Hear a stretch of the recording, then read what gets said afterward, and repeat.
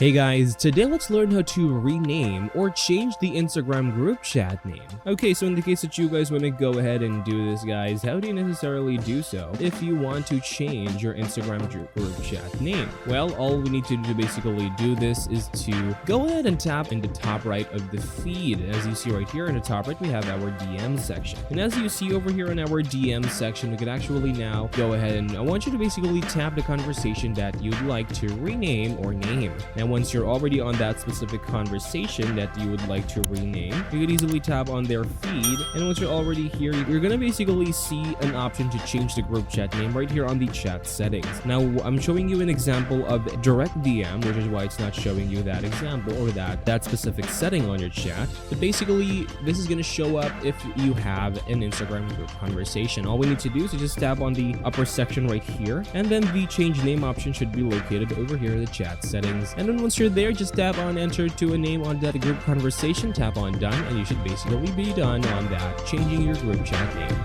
Thank you guys for watching this video. I'll see you guys on the next video.